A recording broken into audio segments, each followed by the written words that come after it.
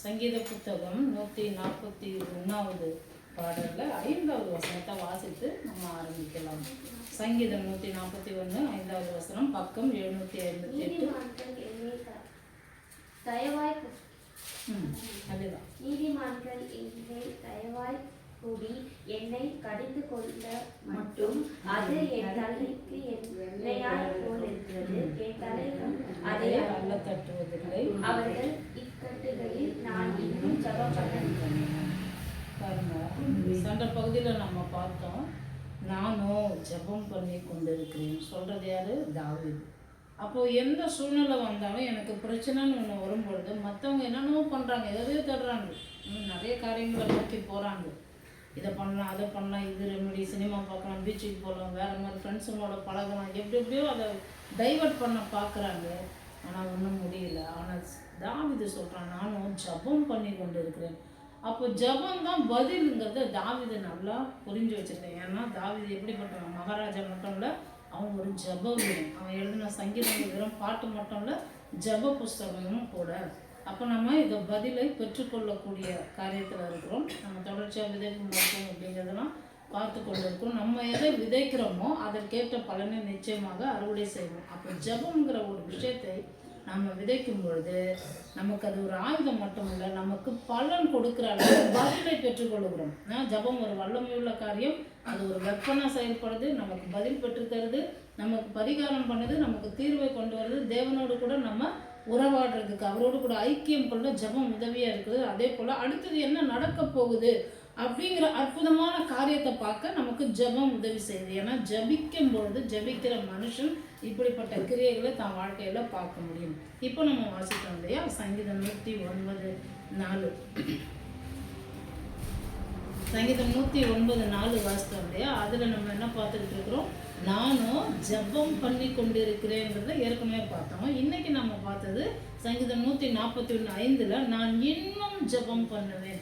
ஏன் அப்படி சொல்கிறான்னா, அவனுக்கு நிறைய பிரச்சனைகளுக்கு தீர்வை தேடுறான் பாருங்க தாவீது.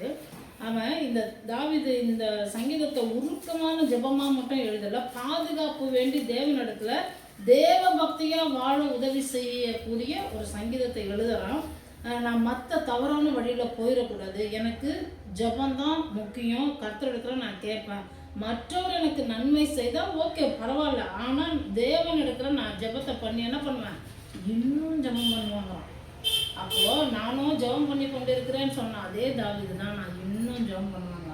அப்போ நம்ம இன்னும் ஜபம் செய்யும் பொழுது, இன்னும் காரியங்களை நாம் இன்னும் அழுத்தமாக ஆண்டவரிடத்தில் போகும் பொழுது நமக்கு நிச்சயமாக அறுவடை பதிலாக இருக்கும், அற்புதமாக இருக்கும், நன்மையாக இருக்கும், ஆசீர்வாதமாக இருக்கும். அநேக உயர்வுகளையும் நம்ம பார்க்கலாம். ஏற்கனவே நம்ம இது வரைக்கும் என்ன பார்த்துருக்கோம் அப்படின்னு பார்த்தா, இந்த ஜபங்கிறத எப்படி ஜபிக்கக்கூடாது, எப்படியெல்லாம் ஜபிக்கணும் அப்படிங்கிறத பார்த்தோம் இல்லையா. மற்ற 6:5 மற்றவர்கள் பார்க்குற மாதிரி ஜபிக்கக்கூடாது, குறை சொல்லிட்டு மன்னிக்காத இருதயத்தோடு ஜபிக்கக்கூடாது, அதே போல் நீண்ட ஜபம் பண்ணக்கூடாது, ஆண்டவரை ரொம்ப தாழ்வாக இன்சல்ட் பண்ணுற மாதிரி, அவருக்கு செவி இருக்கா, அவர் என் ஜபத்தை கேட்பாரா, அவர் என்ன கவனிப்பாரா அப்படின்னா ஆண்டவர் மேலே சந்தேகத்தோடு நம்ம ஜெபிக்கக்கூடாது அப்படிங்கிறதையும் பார்த்தோம். அதே போல் எப்படிப்பட்ட ஜெபத்துக்கு ஆண்டவர் பதில் கொடுப்பாருன்னு ஆண்டவரே சொல்கிறாரு. 2 நாளாகவும் 7:14 பார்த்தோம் இல்லையா.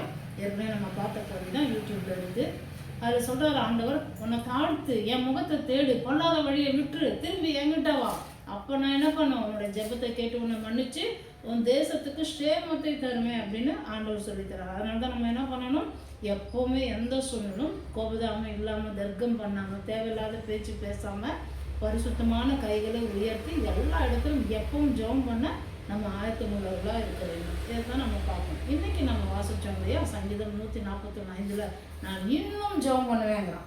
எப்படி ஜபிக்கக்கூடாது, எப்படி ஜபிக்கணுங்கிறத நம்ம பார்த்தோம். நானும் ஜெபம் பண்ணி கொண்டு இருக்கிறேன், நான் இன்னும் ஜெபம் பண்ணுவேன்னா, அப்போது ஜபத்தை நான் நிறைய ஜெபம் பண்ணி ஆண்டவர் கேட்கலன்னா என்ன வருது? அப்போது எப்படிப்பட்ட ஜபத்துக்கு ஆண்டவர் செவி கொடுப்பாரு, எதை செவி கொடுக்க மாட்டார், கேட்கவே மாட்டார், கவனிக்கவே மாட்டார் அப்படிங்கிறத தான் நம்ம இன்னைக்கு பார்க்க போகிறோம். ஏன்னா இவன் சொல்கிறான் இல்லையா, இந்த சங்கீதத்தில் நீங்கள் வீட்டில் ஃபுல்லாக அந்த சங்கீதத்தை வாசி பாருங்க. இந்த 5வது வசனத்தில் சொல்கிறான், நீதிமான் என்ன பண்ணட்டும், அவன் என்னை தட்டி கேட்கட்டும், அவன் எனக்கு ஹெல்ப் பண்ணட்டும், அவன் எனக்கு அறிவுரை சொல்லட்டும், அவன் என்னை கடிந்து கொள்ளட்டும், என் தலைக்கு அது என்னை போல் இருக்கும், அப்போ என்ன ஆகும், எனக்கு வந்து அபிஷேகம் செஞ்சது போல இருக்கும். அப்போ நீதிமானா இருக்கிறவன் என்னை நடத்தும் போது என்னை அந்த அபிஷேகத்தில் நடத்துவான். அதுக்கு அவன் உதவி செய்வான். அந்த அபிஷேக பாதையில நான் போகிறதுக்கு அவன் எனக்கு உதவி செஞ்சு எனக்கு அறிவுரை பண்ணுவான். வேற யாரும் எனக்கு சொல்ல தேவையில்லை, துன்மார்கனோட ஆலோசனை எனக்கு தேவையில்லை. அவனோட சங்கீதம் முதல் சங்கீதத்துல அப்படிதான் அவன் எழுதியிருப்பான் இல்லையா? அப்போ அவர்கள் இக்கட்டுகளில் நான் இன்னும் ஜெபம் பண்ணுவேன்னா தமிழ்ல கொஞ்சம் இது வேற மாதிரி வந்திருக்கு. இதை மொழிபெயர்ப்புகளில் வாசிக்கும் போது எப்படி போட்டிருக்குன்னா, எனக்கு நிறைய துன்பங்கள் வந்தாலும் நான் இன்னமும் ஜெபம் பண்ணுவேன், இன்னும் அதிகமாக தொடர்ந்து நான் ஜெபம் பண்ணுவேன் அப்படிங்கிறான் பாருங்க. அப்போது நம்ம பார்க்கும்போது அவங்களுக்கும் நான் ஜெபம் பண்ணுவேன், இவங்களுக்கும் அப்படி இல்லை. இந்த இடத்துல வேற மாதிரி அர்த்தம் வருது பாருங்க. அப்போ ஆண்டவர் இன்னும் நம்ம ஜெபிக்கிறோம்னா எப்படிப்பட்ட ஜெபத்தை அவர் கேட்குறாரு, எப்படிப்பட்ட ஜெபத்தை அவர் கேட்கவே மாட்டார்.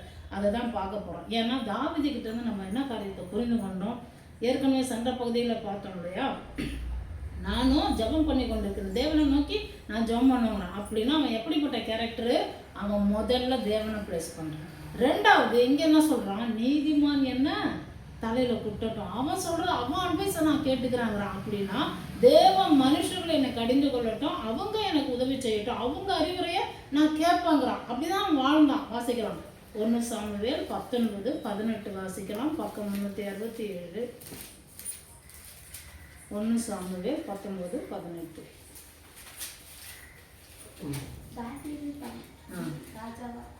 ராமாவில் இருந்த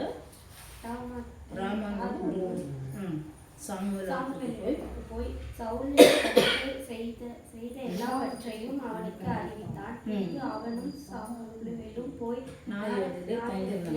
அப்ப தாவீது என்ன பண்ணா, தன்னை அபிஷேகம் பண்ண தன்னுடைய ஊழியக்காரர் சாமுவேல் தீர்க்கதரிசி கிட்ட போய் தன்னோட விஷயங்களை சொல்றான், ஷேர் பண்றான். இது மாதிரி எனக்கு நடந்துச்சு, சவுல் இப்படியெல்லாம் என் வாழ்க்கையில் இப்படி பண்ணிட்டு இருக்கிறான், எனக்கு என்ன பண்ண தெரியலன்னு போயிட்டு அவன்கிட்ட அட்வைஸ் கேட்குறான். அவன் கூட தங்கி இருந்தான்னு வேற போட்டுக்கு. அப்போ இன்னும் அவன் நிறைய அறிவுரைகள் வேதத்தின்படி எடுத்து சொல்லியிருக்கான் அப்படின்னு இதுக்கு விளக்கம் கொடுக்குறான்னு பாருங்க. அப்போ நாம எப்படி இருக்கிறோம்? முதலாவது நம்ம காரியத்தை தேவன் நடத்துகிற தாவீது போற கொண்டு போறோமா? ரெண்டாவது நம்ம நடத்துகிற ஊழியர்கள் அவங்க கிட்ட ஆலோசனை கேட்குறோமா? அதை கேட்டு நம்ம எடுத்துக்கொள்றோமா? இவன் சொல்றான் இல்லையா, நான் அதை தட்ட மாட்டேன், நான் அதை ஏற்றுக்கொள்வேன். அவங்களுடைய அட்வைஸ் எனக்கு எப்படி இருக்கு, என் தலையில எண்ணெய் வச்ச போல இருக்கு, என்னோட அபிஷேகத்துல தொடர்ந்து அதை நோக்கியே பயணிக்க அவங்களுடைய அட்வைஸ் எனக்கு உதவியா இருக்குது அப்படிங்கிறத இவன் சொல்றான். அதனால தான் தாவீது தன்னுடைய வாழ்க்கையில உயரங்களை பார்த்தான். இதனால தான் இல்லை, இதுவும் ஒரு காரணமா இருந்தது. தாவீது தன்னுடைய ஊழியக்காரருக்கு என்ன பண்றான், தன்னை அபிஷேகம் பண்ணவங்களுக்கு, தன் தேவனால் தனக்கு கொடுக்கப்பட்டவர்களுக்காக தீர்க்கதரிசிகளுக்கு அவன் மரியாதை கொடுக்கறது மட்டும் இல்லை, அவன் அவர்களிடத்துல உண்மையாகவும் இருக்கிறாங்கிறத நம்ம இதை பார்க்குறோம். அப்போது ஆவிக்குரிய வளர்ச்சி வரும்போது நம்ம இன்னும் ஜெபிக்கிறவங்களா இருக்கணும். ஆவிக்குரிய வளர்ச்சியில தேவன் எப்போ வளர்ப்பாரு, நம்ம இதை செய்கிறோமோ தாவீது மாதிரி, அது ரொம்ப முக்கியம். சரி, இயேசு இதுக்கு என்ன போதிச்சு என்ன கற்றுத்தராரு, எப்படிப்பட்ட ஜெபத்தை ஆண்டவர் கேட்பாரு, அவர் எதை கேட்பாரு, எப்படி ஜெபிக்கணும்னு பார்த்தோம். அவர் எந்த ஜெபத்தை கேட்குறாரு அதை பார்க்கலாம். லூக்கா எழுதின சுவிசேஷ புஸ்தகம் 18வது அதிகாரம் 9வது வசனத்துலேருந்து 12 வரைக்கும் பொறுமையாக வாசிக்கலாம். லூக்கா 18:9-12, பக்கம் 110 புதிய ஏற்பாட்டில். அன்றிலும் தங்கள் 18:9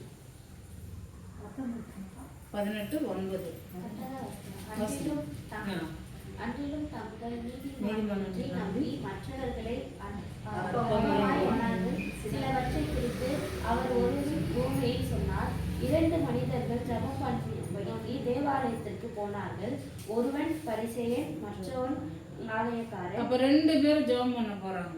2 பேருமே வேற வேற சூழ்நிலையில இருக்கிறவங்க, 2 பேருமே வெவ்வேறு இனத்தை சேர்ந்தவங்க. நல்லா பாருங்க, ஒருத்தர் பரிசேயர், எங்களுடைய ஆவிக்குரிய தகப்பன். பரிசேயர் சதுசேயர்ங்கிறத நீங்கள் எப்படி புரிஞ்சுக்கணும்னு அவங்களுடைய டீச்சர்ஸ் சொல்லி கொடுத்தாங்க. அவர் எங்களுக்கு சொல்லி கொடுத்தாரு பாருங்க.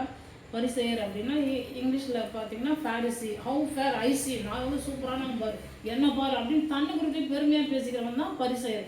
அதை தான் இங்கே பண்ணுறான். அடுத்த வசனம் வாசிங்க. பரிசேயர் என்று தேவனே நான் பரிகாரர், அநியாயக்காரர், விபச்சாரக்காரர் ஆகையால் மற்ற மனிதர்களைப் போல இந்த ஆயக்காரனை போலவும் இராமல் உம்மை ஸ்தோத்திரித்தேன். அப்ப அவன் எப்படி ஜெபிக்கிறான் பாருங்களேன். அவனை பார்க்குறான், இவன் இவன் இவன் இவன் நிற்கிறான், வெளியே நிற்கிறான் அவன் அப்படின்னு மற்றவங்களை குறித்து சொல்கிறான்.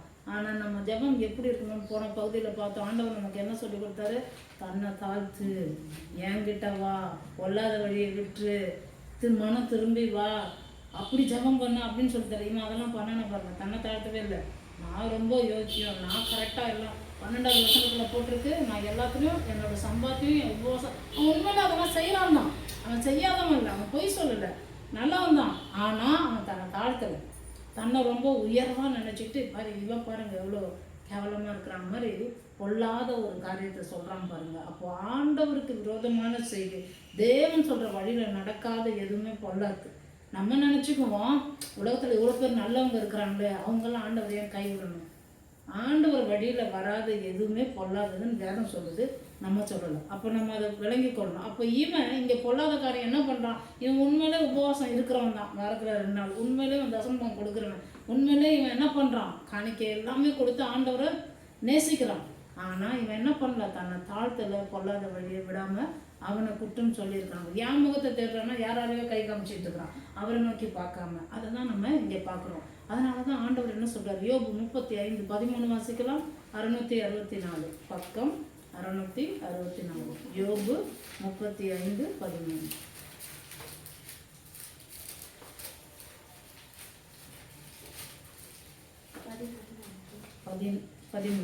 35. தேவன் விண் வார்த்தைகளை செவிகொடார், சர்வவல்லவர் அதை கவனியார். அப்போ தேவன் என்ன பண்ணுறான், வீண் வார்த்தைக்கு செவிகொடார். இவன் என்ன பண்ணணும், ஆண்டவரே எனக்கு ரிக்வெஸ்ட் இருக்கு என் வீட்டில், எனக்கு உதவி செய்ய வந்து கேட்கல, அவன் பாருங்க தேவையில்லாத வார்த்தையெல்லாம் பேசுகிறான். வீண் வார்த்தைகள் அப்படி என்ன பண்ண மாட்டாரான், செவி கூட காதே கொடுக்க மாட்டார். சர்வ வல்லவர் அதை கவனிக்க கூட மாட்டான். இவன் ஜெபம் பண்ண வந்திருக்கான், என்ன பண்ணுறான், இவன் நான் பரிசெய்யலான்னு திரும்பிவார் முகத்தை. அப்போ நம்ம இதை விளங்கி கொள்ளணும் பாருங்க. அவர் எப்படிப்பட்ட ஜெபத்தை கேட்க மாட்டார், வீண் வார்த்தை உள்ள ஜெபத்தை கேட்க மாட்டார், கவனிக்க கூட மாட்டார்னு வேதம் சொல்லுது. சங்கீதம் 66:18 வாசிக்கலாம்.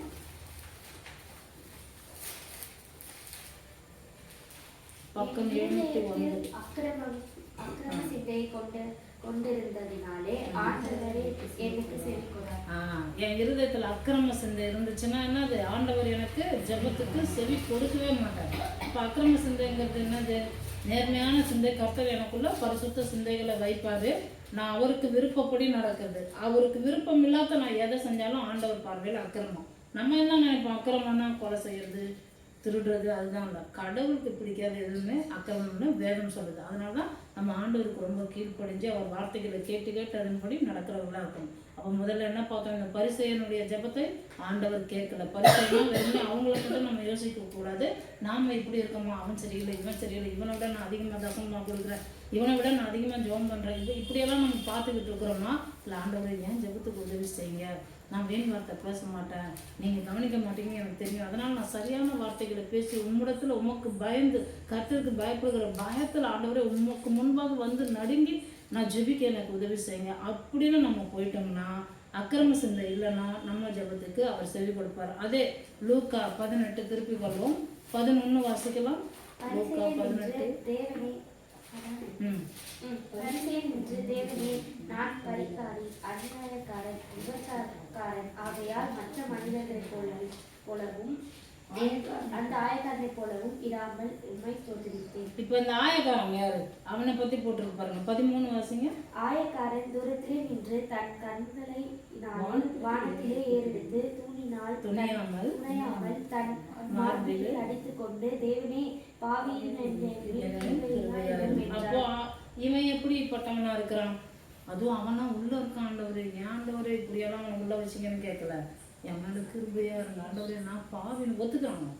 இல்லை நம்ம தவறு பண்ணாலும் பண்ணலனாலும் நம்மளை பாவின்னு வேதம் சொல்லுதுன்னா, ஆமாம் ஆண்டவரே நான் பாவியாக இருந்தேன், இப்போ என்னை நீதிமான் ஆக்கிட்டீங்க அப்படின்னு நம்ம அதை ஏற்றுக்கொள்ளணும். ஐயோ நான் சின்னது ஒரு பாவமும் பண்ணது இல்லையே, அதுமாதிரி க்ளீன் ஸ்லேட் அப்படின்னு சொல்கிறவங்களாம் நிறைய பேர் இருக்கிறாங்க பாருங்க. அப்படிப்பட்ட ஜெபத்தை தேவன் கேட்பதே கிடையாது. அப்போ இவன் தன்னை தாழ்த்துறான், ஆண்டவரிடத்துல திரும்புகிறான், ஆண்டவர்கிட்ட உதவியை நாடுறான் பாருங்க. அப்போ இவனுக்கு தான் ஒரு சேமத்தை கொடுப்பாரு. ஒரு வார்த்தை எப்படி இருக்கு பாருங்க, வாசிக்கலாம். 14வது வசனத்துல, அவனல்ல இவனே நீதிமான் திரும்பி போனான் என்று உனக்கு சொல்லுகிறேன். ஏனெனில் தன்னை உயர்த்துகிறவன் தாழ்த்தப்படுவான், தன்னை தாழ்த்துறான், அதனாலதான் ஆண்டவர் உயர்த்துறாரு. என்ன வேதம் அப்படிதான் சொல்லுது. வாசிக்கலாம். சங்கீத புத்தகம் 102:16 வாசிக்கலாம். பக்கம் 733, சங்கீதம் 102:14. திக்கற்றவர்களது ஜபத்தை அலட்சியம் பண்ணாமல் அவர் விண்ணப்பத்தை அங்கீகரிப்பார். அப்ப பாருங்க, ஆண்டவர் யாருடைய ஜபத்தை அலட்சியம் பண்ண மாட்டாராம். திக்கற்றவங்கன்னா யாரு? யாருமே இல்லாம அனாதை, அம்மா அப்பா இல்லாதவங்க அப்படின்னா அது மட்டும் அர்த்தம் இல்லை. சில பேரோட காரியங்களை நிறைய பேர் கவனிக்கவே மாட்டாங்க. இவங்களா ஒரு ஆளா அப்படின்னு அவங்க மேல ஒரு அட்டென்ஷன், கவனம் செலுத்தாம ஒதுக்கப்படுவாங்க, நொறுக்கப்படுவாங்க. அவங்கள நிறைய பேர் அலட்சியம் பண்ணுவாங்க பாருங்க.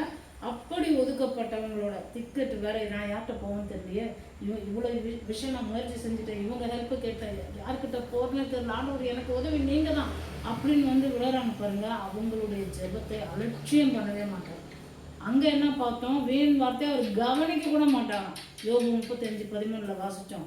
இங்க பாருங்க, அவர் அலட்சியமே பண்ண மாட்டாராம். அவர் என்ன பண்றாரு? அங்கீகரிக்கிறாரு. உனக்கு நான் இருக்கேன் அப்படின்னு சொல்லுவார் ஆண்டவர். அப்போ நான் உன்னை காப்பாற்றுவேன், நான் உன்னை நடத்துவேன். இந்த வருஷம் வாக்குத்தத்தம் என்ன போட்டிருக்கு? உருவாக்குவார், வணைவார், பயப்படாது, உன் கூடவே இருப்பேன், உன்னோடு இருப்பேன்ட்டார். அப்போ நாம அவரிடத்துல ஓடி போய் ஆண்டவரே அப்படின்னு விழும்பொழுது, ஏன்னா சட்டம்னு ஒன்று இருக்கு பாருங்க, பரலோக சட்டம்னு வெளிப்படுத்தின விசேஷத்துல கூட எழுதியிருக்கு. பின்னாட்கள் அந்த வசனம்லாம் வாசிக்கலாம். அதில் எழுதியிருக்கு, அவன் என்னுடைய குமாரனா இருப்பான், நான் அவனுக்கு அப்பாவா இருப்பேன். ஆண்டவர் சொல்லல, தேவனா இருப்பேன்னு ஒரு வார்த்தை சொல்றாரு. அப்படின்னா என்ன அர்த்தம்னா, நீங்க எனக்கு அப்பான்றதுனால நான் என்ன பண்றேன், சில டைம்ல திமுறா கூட நடந்துக்குவேன். அப்படி இருக்கக்கூடாது. நீ எனக்கு பயபக்தியா நான் தேவனுங்கிற சட்டத்தோட வா. நான் யாரு? முதல்ல உன்னை உண்டாக்குன்னு உன்னை சிருஷ்டித்த தேவனுங்கிற அதுதான் சட்டம். நான் வச்ச நியமம் அதான். அந்த கட்டளைப்படி நீ வரணும். நீ எனக்கு புள்ளதான், நான் உனக்கு எல்லாமே செய்வேன் அப்படின்னு ஆண்டவர் நம்மளுக்கு வலியுறுத்துகிறார். அது அப்படி நம்ம ஒழுங்கா ஜபத்துல போயிட்டா பிசாசோட கிரியைகளுக்கெல்லாம் நம்ம தப்பிச்சுக்கலாம். அப்படி இல்லாமல் நம்ம இஷ்டத்துக்கு என்ன வேணாலும் பண்ணிட்டு அப்பா அப்பா நான் எழுதுறதுனால பிசாசோட பிடியிலேருந்து நம்ம தப்பிக்க முடியாது. இதெல்லாம் கூட நம்ம வர நாட்களில் பார்க்கலாம். ஏன்னா இதெல்லாம் சட்டம் பாருங்க, இந்த சட்டத்தின்படி தான் போகணும், இந்த நியமத்தின்படி தான் போகணும். அதனால தான் அவன் புரிஞ்சு வச்சிருக்கான். தாவீது ஆண்டவர் எப்படிப்பட்டவன்னு புரிஞ்சு வச்சுட்டு அந்த சட்டத்தை நான் கையில் எழுதுறேன். ஆண்டவரே எனக்கு தெரியும் நான் சரியில்லை, கிருபையா இருங்க என் மேலே, உங்கள் நீதியின்படி வேண்டாம், உங்கள் கிருபையின்படி எனக்கு உதவி செய்யணும் கரெக்டாக போய் கேட்டுக்கிறோம்.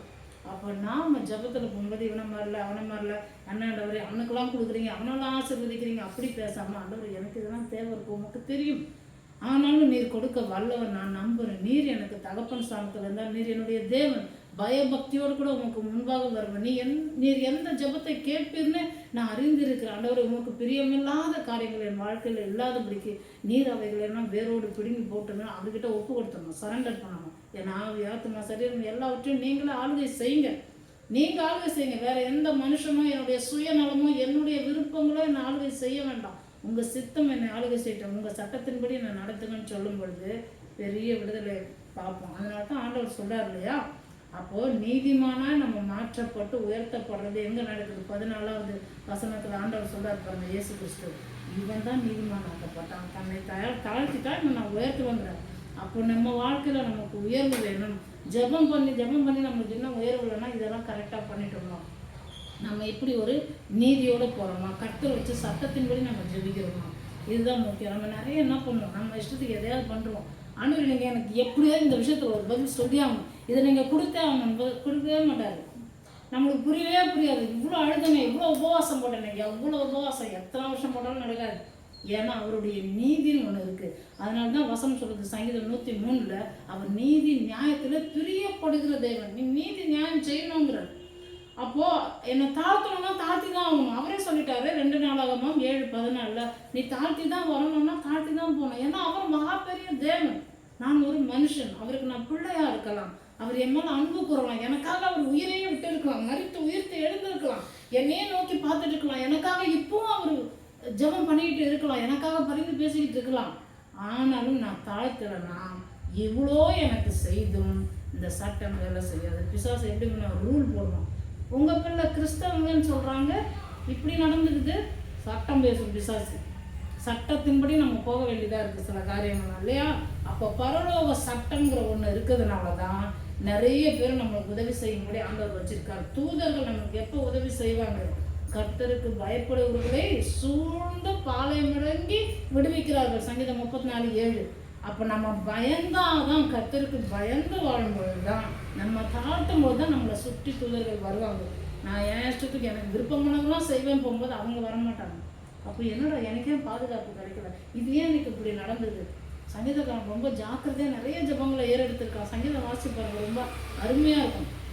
அவன் சொல்லுவான், ஆண்டவரே எனக்கு இந்த ஒரு காரியத்திலேருந்து அந்த அதே சங்கீதத்தில் பாருங்கள், சங்கீதம் 141 அவன் என்ன சொல்கிறான் பாருங்கள், முதல் வசனத்தில், கர்த்தாவே உம்மை நோக்கி கூப்பிடுவேன், என்னிடத்திற்கு வர தீவிரியும், நான் உம்மை நோக்கி கூப்பிடுவேன், என் சத்தத்திற்கு செவி கொடும், என் விண்ணப்பம் உமக்கு முன்பாக தூபமாகும், என் கையெடுப்பு அந்தி பலியாகவும் இருக்க கடவுது, என் வாய்க்கு காவல் வையும், என் உதடுகளின் வாசலை காத்துக்கொள்ளும். எனக்கு உதவி செஞ்சிருங்க, நான் சரியானதை பேச எனக்கு உதவி செய்யுங்க, நான் எதையாவது அனுப்பக்கூடாது.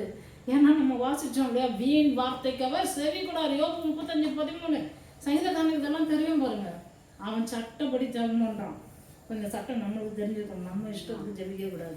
அதனால நிறைய பேரோட ஜெபம் பண்ணிக்கிட்டே இருக்கிறாங்க. உபவாசம், சாப்பிடாம, நான்வெஜ்ஜு சாப்பிடாம, பிடிச்ச உணவு ஸ்வீட்டுலாம் சாப்பிடாமலாம் ஜெபிக்கிறாங்க. 40 நாள் நடக்காது. நம்ம ஒன்று புரிஞ்சுக்கொள்ளணும், சட்டம் இப்படி சொல்லுதா அதன்படி தான் நான் போப்பேன். அதுக்கு நான் உபவாசம் பண்ணாமல் கூட ஜெபிச்சிடலாம். ஆண்டவரே உங்களுடைய சட்டம் இப்படி சொல்லுது, என்னை தாழ்த்தணும்னு சொல்லுது, நான் தாழ்த்துறேன், என்னை மனம் திரும்ப சொல்லியிருக்கு 2 நாளாம் புஸ்தகத்தில். அதனால் ஆண்டவரே என்னோட காரியங்களை விட்டு, பொல்லாத வழிகளை விட்டு மனம் திரும்பி உம்மிடத்தில் வரணும். ஆண்டவரே எனக்கு உங்கள் உதவி தேவை, நீங்கள் என் ஜெபத்தை அங்கீகரிப்பீங்க, நான் உங்களை நம்புகிறேன், நீங்கள் தான் எனக்கு இதில் உதவின்னு வரும்பொழுது கட்டாயம் ஒரு ஹெல்ப் கிடைக்கும். அவர் விடுதலை கொடுத்தால் அது நிரந்தர விடுதலை.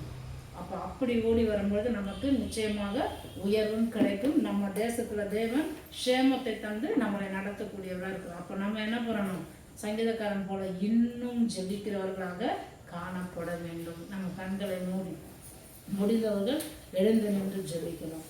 நானும் ஜெபம் பண்ணி கொண்டு இருக்கிறேன் அப்படின்னு தாவீது சொன்னது மட்டும் இல்லை, இன்னும் ஜெபம் பண்ணுவாங்க. அப்போ நம்ம இன்னும் ஜெபம் பண்ணணும்னு முடிவு எடுத்தோம்னா, ஒரு முடிவு நல்லா புரிந்து கொள்ளுங்க, கர்த்தர் எப்படிப்பட்டவன்னு புரிந்து கொண்டு நீங்கள் ஜெபிக்கும் பொழுது உங்கள் சூழ்நிலையை கர்த்தரிடத்தில் ஒப்பு கொடுக்கும்போது, நான் சொல்கிறேன், ஒவ்வொரு ஜபத்துக்கும் கட்டாயம் பதில் உண்டு, சீக்கிரமாக பதில் உண்டு.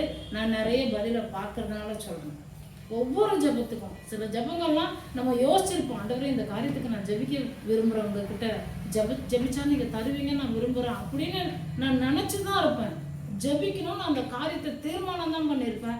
கர்த்தர் அதை நிறைவேற்றிருப்பார். ஆச்சரியமாக இருக்கும். நான் இன்னும் அதை ஜபத்தில் கூட வைக்கலேன்னு யோசிப்பேன். ஏன்னா நம்ம அந்த நீதியை நிலைநாட்டும்படிக்கு கர்த்தர் அப்படிப்பட்டவர் பாருங்க. முதல்ல நம்ம ஆண்டவருக்குள்ளே வரும் பொழுது அவர் ஏற்றுக்குவார். இந்த பிள்ளைக்கு ஜெபிக்க தரல, இந்த பிள்ளை ஆவியில் சரியாக வளரல. ஆனால் 40 வருஷம் 50 வருஷம் நம்ம அப்படியே இருக்கிறத கர்த்தர் ஒரு நாளும் விரும்ப மாட்டார். நாம் நீதியின்படி நம்மளை தாழ்த்தி, ஆண்டவரே நீர் தான் என்னுடைய தேவன், உம்மால் ஆகும், மனுஷர்களுக்கு ஒருவேளை இது முடியாது, கூடாது, ஆனால் தேவனாலே கூடும், நான் விசுவாசிக்கிறவனுக்கு எல்லாம் கூடும் என்று வேதம் சொல்லி இருக்கிறதே, ஆகவே நான் விசுவாசிக்கிறேன்னு போயிடணும். அதுதான் தாழ்மை. உனக்கெல்லாம் நடக்குமா, நீ கேட்டால் நடக்குமான்னா, ஐயோ நான் கேட்டாலும் நடக்காது போல இருக்கே அப்படின்னு போனீங்கன்னா தாழ்மை கிடையாது. கர்த்தர் சொன்ன வார்த்தையை ஏற்றுக்கொண்டு கீழ்ப்படியும் போது தான் தாழ்மை. அப்போ தாழ்மைங்கிறது என்ன நம்ம புரிந்து கொள்ளணும். அன்பும் இரக்கமுள்ள நல்ல பிதாவே, இயேசுவின் நாமத்தினால் என்னிடத்தில் வருகிறோம். எப்பேற்பட்ட நல்ல கர்த்தரை, அன்பின் ஆண்டவரை, எங்கள் தயவுள்ள தேவனை, எங்கள் மீது மனதுருக்கமும் இரக்கமும் உள்ள கர்த்தரை, நீதி நியாயம் செய்கிறவரை, ஆண்டவரை எங்கள் மீது இன்னும் கிருபையும் காருண்யம் வைத்திருக்கிறவர் நாங்கள் நோக்கி பார்க்கிறோம். சர்வ வல்லவரோடு நாங்கள் வழக்காட முடியாது, ஆனால் ஆண்டவரே நீர் எங்களுடைய ஜெபங்களுக்கு பதில் தருகிறவர் என்பதை நாங்கள் பார்த்தோமே. உங்களுடைய நீதியின்படி நியாயத்தின்படி நீர் பதில் தருகிறவர்.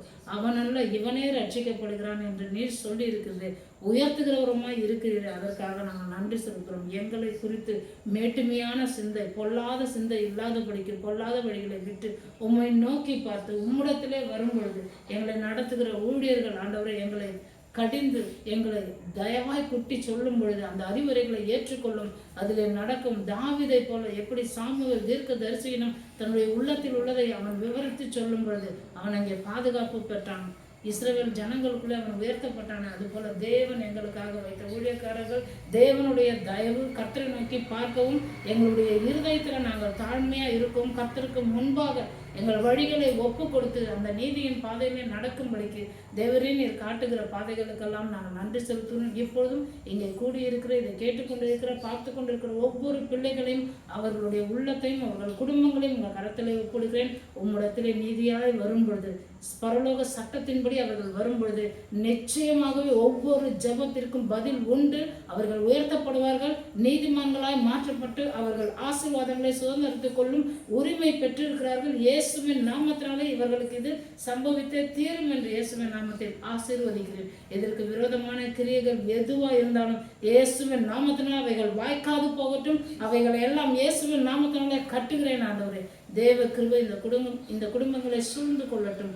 ஒவ்வொருவரையும் தனித்தனியாக ஆவிக்குரிய வளர்ச்சிகளை நடத்த நல்லவரும் வல்லவருமாய் இருக்கிறீர்கள். அதற்காக நாங்கள் நன்றி செலுத்துகிறோம். நாங்கள் தொடர்ந்து இன்னும் ஜெபம் பண்ணி ஆண்டவரே, இயேசுவின் நாமத்தினாலே எங்களுடைய ஒவ்வொரு ஜெபங்களும் பதிலை பெறும் என்ற நம்பிக்கையோடு இந்த வேலையை எங்களை தாழ்த்துகிறோம். உமக்கே துதி கனம் மகிமை யாவற்றையும் எடுக்கிறோம். இயேசுவின் நாமத்தில் பிதாவே, ஆமென்.